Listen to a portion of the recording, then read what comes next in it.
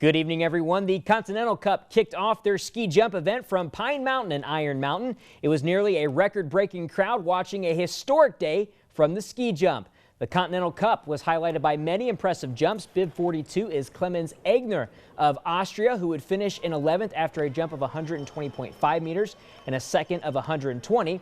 William Rhodes had the lead after the first jump at 132 meters, but his second would only be 110 meters. That would unfortunately drop him to 6th place on the day. The winner, though, was bib number 21, Michael Glasder, who jumped from 5th to 1st with his second jump of 132.5 meters.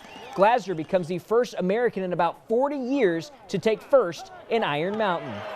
I can't even remember the last time a U.S. jumper won here in Iron Mountain, so it's something very special. I'll remember forever, and I'm just glad I could represent the U.S. with the win today. The track was a little bit difficult in the beginning. Overall, I thought the hill crew did a great job preparing the hill, and some good jumps like I had today.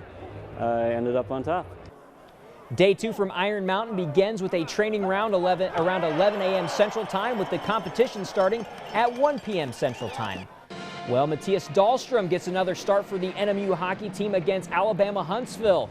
First period, Wildcats trail 1-0 when Salmonen wins a face-off to Jordan Klimek, bounces pass off the boards to Cohen Adair, and Adair hits the top shelf. That's where the good stuff's at, with the quick wrister that tied the game at 1. Early second period, the Wildcats would be on a power play. Brock Mashmeyer to Darren Nowick, who has Guerrero out of position. It's 2-1 NMU. Nowick's 12th of the year. Zach Diamantoni added one more in the second period, and the game was, well, just that, history. 3-1. Wildcats get the sweep. They travel to Lake State next weekend. They are currently tied for 4th in the WCHA. Head to the boards. The Huskies, a 9-2 victory over Bemidji State. I could say they bounced back from last night. Heinonen scores 2 for them. In the women's college hockey, the College of St. Scholastia finishes their sweep of Finlandia 5-1. In high school hockey, Hancock defeated Escanaba 3-2. Hancock gives head coach Dan Rulo his 200th career win, and the Red Wings fall to the Senators 3-2 in a shootout. Well, the Upper Peninsula Swing Finals return to Marquette Senior High School. We'll start with the boys' 200-yard freestyle in lane 3 from the top of the screen. Peter Lepinen of Ishpeming Nagani had the best seed time by almost 5 seconds. He started with the lead, and he went wire to wire, touching the wall in 1 minute, 57.6 seconds. Marquette's Sam Williams was a heavy favorite in the 200-yard individual medley, and he would not disappoint. He quickly grabbed the lead during the butterfly leg, and he set the first of his 3 UP records on the day, breaking a 24-year-old record by nearly 4 seconds with 1 minute 57.11 seconds. He also set new marks in the 100 breaststroke and in a 100 freestyle leg of the 400 freestyle relay. Marquette won the UP title easily, with Houghton edging Sault Ste. Marie for second place with 3 points. Gladstone's Matthew Leclerc set a record in the 100 backstroke.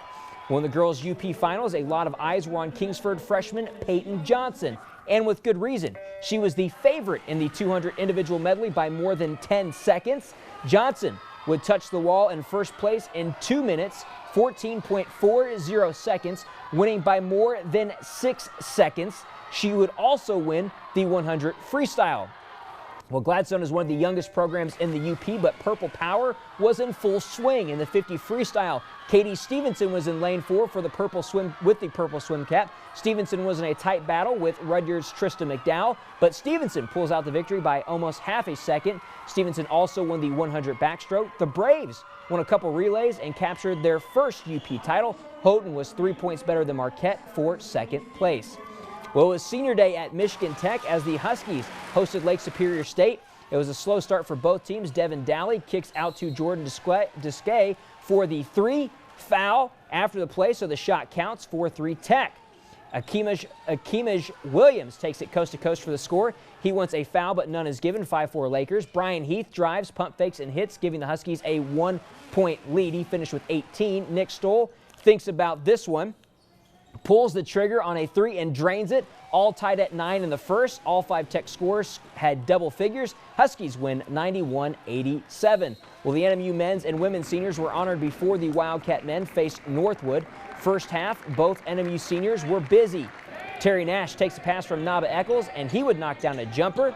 Nash had 10 points. Donnell Seegers has played very well the last 4 weeks. He's another senior. He spins and misses, but gets his own putback. He had 18 points on the night. NMU led by 8 at the half. They go on to win 73-70, and they sweep a season series from a conference team for the first time since 2006. Isaiah Johnson had 15 from the bench. Well, Tech was already up big in the third quarter in women's basketball when Lindsey Winter fakes a pass and decides to launch a three. She hits it. Tech's up 50-20. Winter with the spin cycle finds Danny Blake for the long two. While the Huskies still rolling on here. Lake Superior State is still grinding. Elizabeth Kelleher gets the swing pass and she drills a three. But it's Tech all the way down the stretch. Morgan Anderson gets the outlet pass, pulls up. It's good from deep. Last few minutes, coach talks to seniors and takes them out to a standing ovation. Michigan Tech wins 78-52. Westwood's Megan Mannanen had 15 points for the Lakers. Well, back to the Berry for the Wildcat women against Northwood. It was a nail-biter. Third quarter, Darby Youngstrom inside to senior Kendall Martinet for the basket. NMU trailed 35-33. Taylor Hodell would battle inside the paint against a double team for two. Hodell had 19 points in 23 minutes. Northwood would take advantage of offensive rebounds. Jordan Nunenberg cashes in here.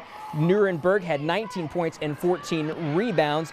And the Timberwolves, they go on to win the day as well with a final score of 55-49. However, the Wildcats do clinch a playoff berth in the GLIAC. And final scores, Finlandia wins their final contest in men's basketball at home, 83-75. Jordan LaPlante with 20 points and 10 rebounds. The Gibbick Sampsons defeated Michigan Tech's club team 95-77. In women's college basketball, Northland defeats Finlandia, and the Lady Sampsons beat Silver Lake. And finally, in boys high school basketball, Marquette defeats Sault Ste. Marie 60-35. And of course, for more sports scores and highlights, you can visit us online at uppermichigansource.com.